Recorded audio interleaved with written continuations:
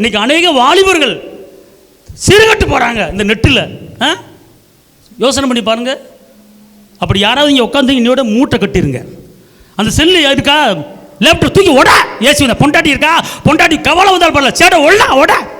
தப்பான வழியில் போயிட்டு இருக்கான மகன், தப்பான வழியில் மகன் போயிட்டு செல்லை பிடிங்கி உடச்சு சுக்குன்னு 10 ரூபா போனாலும் பரவாயில்ல, நரகத்துக்கு போகக்கூடாது, வஞ்சகம் போகக்கூடாது. அல்லேலூயா.